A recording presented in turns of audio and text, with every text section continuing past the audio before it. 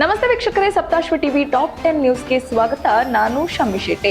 ಕರ್ನಾಟಕ ರತ್ನ ಪುನೀತ್ ರಾಜ್ಕುಮಾರ್ ಅವರ ನೇತ್ರದಾನದ ಪ್ರೇರಣೆಯಿಂದ ಮತ್ತೊಂದು ಹೃದಯ ಸ್ಪರ್ಶಿ ಘಟನೆ ವಿಜಯನಗರ ಜಿಲ್ಲೆಯ ಕಡ್ಡಿರಾಂಪುರ ಗ್ರಾಮದಲ್ಲಿ ನಡೆದಿದೆ. ಕೆವಿಡಿ ಹುಲೆಪ್ಪ ಎಂಬ ವ್ಯಕ್ತಿ ಸಾವಿನ ನಂತರ ತನ್ನ ಕಣ್ಣುಗಳನ್ನು ದಾನ ಮಾಡುವ ಮೂಲಕ ಇನ್ನೊಬ್ಬರ ಜೀವಕ್ಕೆ ಬೆಳಕಾಗಿದ್ದಾರೆ. ಬಳ್ಳಾರಿಯ ಓಪಿಡಿ ಆಸ್ಪತ್ರೆಯ ಡಾಕ್ಟರ್ ಪ್ರಿಯಾ ಹಾಗೂ ಅವರ ಸಿಬ್ಬಂದಿ ಗ್ರಾಮಕ್ಕೆ ಬಂದು ಗ್ರಾಮಸ್ಥರ ಸಮ್ಮುಖದಲ್ಲಿ ಅವರ ಎರಡೂ ನೇತ್ರಗಳನ್ನು ಶೇಖರಣೆ ಮಾಡಿಕೊಂಡಿದ್ದಾರೆ. ಈ ಕಾರ್ಯವನ್ನು ಕಂಡು ಗ್ರಾಮಸ್ಥರು ಹುಲೆಪ್ಪ ಅವರ ಕುಟುಂಬದ ಮಾನವೀಯ ತ್ಯಾಗವನ್ನು ಮೆಚ್ಚಿಕೊಂಡಿದ್ದಾರೆ. ಇನ್ನು ಕಣ್ಣು ದಾನ ಮಾಡುವ ಮೂಲಕ ಇನ್ನೊಬ್ಬರ ಬದುಕಿಗೆ ಬೆಳಕು ನೀಡಿದ ಈ ಘಟನೆ ಸಮಾಜಕ್ಕೆ ಪ್ರೇರಣೆಯಾಗಿದೆ. ಉತ್ತರ ಪ್ರದೇಶದ ಹತ್ರಾಸ್ ಜಿಲ್ಲೆಯ ನೌರಂಗಾಬಾದ್ ಪ್ರದೇಶದಲ್ಲಿ ಒಂದು ಭಾವನಾತ್ಮಕ ಘಟನೆ ನಡೆದಿದೆ. ಪ್ಯಾರಲಾಲ್ ಎಂಬ ಕಾರ್ಮಿಕ ತನ್ನ ಅಂಗವಿಕಲ ಮಗಳು ಮಾನ್ಯಳನ್ನು ಬೆನ್ನಿನ ಮೇಲೆ ಹೊತ್ತುಕೊಂಡು ಹೈಸ್ಕೂಲ್ ಪರೀಕ್ಷೆ ಹಾಲ್ಗೆ ಕರೆದುಕೊಂಡು ಬಂದಿದ್ದಾರೆ. ಕಳೆದ ವರ್ಷ 9ನೇ ತರಗತಿಯಲ್ಲಿ ಓದುತ್ತಿದ್ದಾಗ ಮಾನ್ಯಳ ಕಾಲು ಯಂತ್ರಕ್ಕೆ ಸಿಲುಕಿ ಕತ್ತರಿಸಬೇಕಾಯಿತು. ಆದರೆ ತನ್ನ ಕನಸುಗಳನ್ನು ಬಿಟ್ಟು ಬಿಡದೆ ಶಿಕ್ಷಣವನ್ನು ಮುಂದುವರಿಸಲು ತೀರ್ಮಾನಿಸಿದ ಮಾನ್ಯಳಿಗೆ ತಂದೆಯೇ ದೊಡ್ಡ ಬೆಂಬಲವಾಗಿ ನಿಂತಿದ್ದಾರೆ. ಈ ಘಟನೆ ತಂದೆಯ ತ್ಯಾಗ, ಮಗಳ ಮನೋಬಲ ಮತ್ತು ಶಿಕ್ಷಣದ ಮಹತ್ವವನ್ನ ಸಮಾಜಕ್ಕೆ ನೆನಪಿಸುವಂತಾಗಿದೆ. ಇನ್ನು ಧಾರವಾಡದ ಟೋಲನಾಕಾದಿಂದ ನುಗ್ಗಿಕೇರಿವರೆಗೆ ನಡೆಯುತ್ತಿರುವ ರಸ್ತೆ ಕಾಮಗಾರಿ ಇನ್ನೂ ಪೂರ್ಣಗೊಳ್ಳದ ಹಿನ್ನೆಲೆಯಲ್ಲಿ ಸಚಿವ ಸಂತೋಷ್ ಲಾಡ್ ಅವರು ರಾಷ್ಟ್ರೀಯ ಹೆದ್ದಾರಿ ಹಾಗೂ ಲೋಕೋಪಯೋಗಿ ಇಲಾಖೆ ಅಧಿಕಾರಿಗಳನ್ನು ತೀವ್ರ ತರಾಟೆಗೆ ತೆಗೆದುಕೊಂಡಿದ್ದಾರೆ. ಸರಿಯಾದ ಸರ್ವೆ ಮಾಡದ ಕಾರಣದಿಂದ ಕೆಲ ಸಾರ್ವಜನಿಕರು ತಮ್ಮ ಜಾಗ ಅತಿಕ್ರಮಣವಾಗಿದೆ ಎಂದು ನ್ಯಾಯಾಲಯಕ್ಕೆ ಹೋಗಿ ಸ್ಟೇ ತಂದಿರುವುದನ್ನು ಅವರು ಪ್ರಶ್ನಿಸಿದರು. ಒಟ್ಟು 700 ಮೀಟರ್ ರಸ್ತೆ ಅಭಿವೃದ್ಧಿ ಕೈಗೆತ್ತಿಕೊಳ್ಳಲಾಗಿದ್ದು ಅದರಲ್ಲಿ 180 ಮೀಟರ್ ಭಾಗದಲ್ಲಿ ಸಮಸ್ಯೆ ಉಂಟಾಗಿದೆ. ರಸ್ತೆಯಲ್ಲಿ ತೋಡಿರುವ ಗುಂಡಿಗಳಿಗೆ ಜನ ಹೈರಾಣವಾಗಿರುವುದು ಕೂಡಲೇ ಸರಿಪಡಿಸಿ ಸಾರ್ವಜನಿಕರಿಗೆ ಅನುಕೂಲ ಮಾಡಿಕೊಡಬೇಕು ಎಂದು ಸಚಿವರು ಸೂಚನೆ ನೀಡಿದ್ದಾರೆ.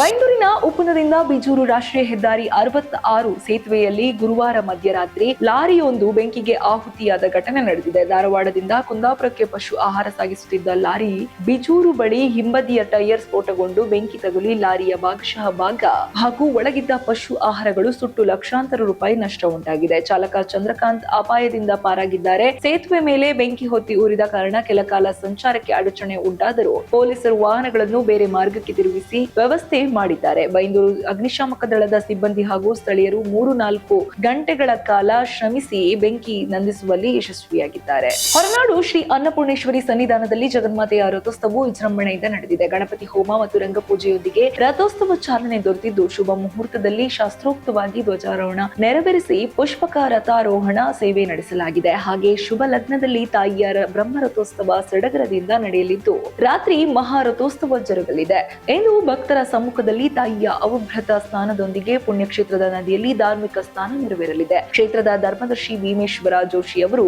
ವರ್ಷವಿಡೀ ಗರ್ಭಗುಡಿಯಲ್ಲಿ ದರ್ಶನ ನೀಡುವ ಜಗನ್ಮಾತೆಯ ರಥೋತ್ಸವದ ಸಮಯದಲ್ಲಿ ಭಕ್ತರ ಸನಿಹಕ್ಕೆ ಬರುವುದು ಅತ್ಯಂತ ಪುಣ್ಯದಾಯಕ ಎಂದು ತಿಳಿಸಿ ತಾಯಿಯ ರಥದಲ್ಲಿ ಎತ್ತರದಲ್ಲಿ ಕುಳಿತಿರುವಂತೆ ಭಕ್ತರ ಜೀವನದ ರಥವು ಪ್ರಗತಿಯ ಪಥದಲ್ಲಿ ಸಾಗಲಿ ಎಂದು ಆಶಿಸಿದ್ದಾರೆ.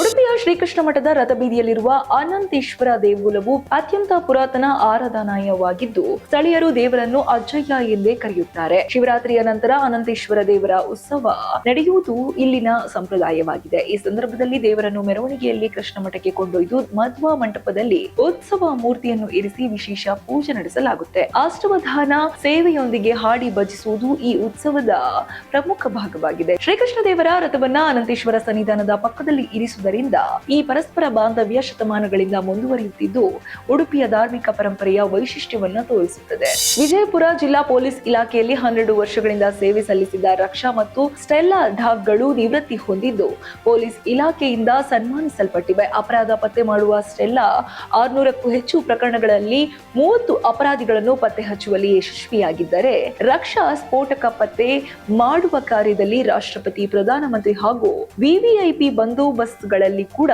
ಸೇವೆ ಸಲ್ಲಿಸಿದೆ. ಇವರ ನಿವೃತ್ತಿಯೊಂದಿಗೆ ಯೋಧ ಮತ್ತು ವೇದ ಎಂಬ 2 ಹೊಸ ಡಾಗ್ಗಳು ಇಲಾಖೆಗೆ ಸೇರ್ಪಡೆಗೊಂಡಿದ್ದು ಯೋಧ ಕ್ರೈಮ್ ಡಾಗ್ ಆಗಿ, ವೇದ ಸ್ಫೋಟಕ ಪತ್ತೆ ಮಾಡುವ ಡಾಗ್ ಆಗಿ ಸೇವೆ ಸಲ್ಲಿಸಲಿದೆ.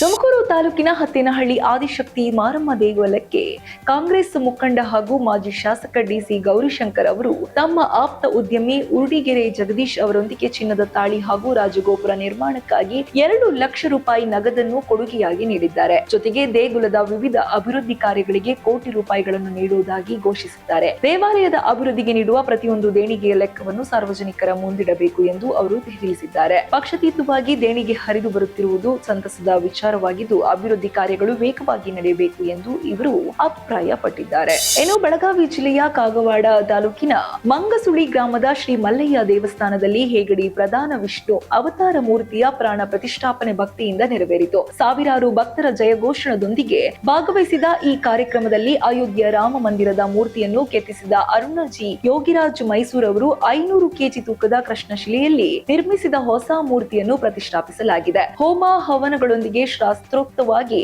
ಮಂತ್ರೋಪಚಾರ ನಡೆಸಿ ಮೂರ್ತಿಗೆ ಪ್ರಾಣ ಪ್ರತಿಷ್ಠಾಪನೆ ನೆರವೇರಿಸಲಾಯಿತು. ವಿಜಯಪುರದಲ್ಲಿ ಪೊಲೀಸರು ದೋಷಪೂರಿತ ಬೈಕ್ ಸೈಲೆನ್ಸರ್ಗಳನ್ನು ಜಪ್ತಿ ಮಾಡಿ ರೋಡ್ ರೋಲರ್ ಮೂಲಕ ನಾಶಪಡಿಸಿದ್ದಾರೆ. ಜಿಲ್ಲಾ ಪೊಲೀಸ್ ವರಿಷ್ಠಾಧಿಕಾರಿ ಲಕ್ಷ್ಮಣ್ ನಿಂಬರಗಿ ಅವರ ನೇತೃತ್ವದಲ್ಲಿ ವಿವಿಧ ಠಾಣಾ ವ್ಯಾಪ್ತಿಯಲ್ಲಿ ಈ ಕ್ರಮ ಕೈಗೊಳ್ಳಲಾಯಿತು. ಪಡ್ಡೆ ಹುಡುಗರು ಇಂತಹ ಸೈಲೆನ್ಸರ್ಗಳಿಂದ ಸೌಂಡ್ ಮಾಡಿ ದಟ್ಟ ಹೊಗೆಯೊಂದಿಗೆ ಬೈಕ್ ಓಡಿಸುತ್ತಿದ್ದ ಕಾರಣ ಸಾರ್ವಜನಿಕರಿಗೆ ತೊಂದರೆ ಉಂಟಾಗುತ್ತಿತ್ತು. ಇದೀಗ ಪೊಲೀಸರು ಅಂತವರ ವಿರುದ್ಧ ಕಟ್ಟುನಿಟ್ಟಿನ ಕ್ರಮ ಕೈಗೊಂಡು ಎಚ್ಚರಿಕೆ ನೀಡಿದ್ದಾರೆ. ಈ ಕ್ರಮದಿಂದ ರಸ್ತೆ ಸಂಚಾರದಲ್ಲಿ ಶಾಂತಿ ಹಾಗೂ ಸಾರ್ವಜನಿಕ ಅನುಕೂಲಗಳು ಉಂಟಾಗಿವೆ. ಇದಷ್ಟು ಈ ಹೊತ್ತಿನ ವಿಶೇಷ ಸುದ್ದಿ. ಇನ್ನಷ್ಟು ಸುದ್ದಿಗಾಗಿ ನೋಡ್ತಾ ಇರಿ ಸಪ್ತಾಶ್ವ ಟಿವಿ.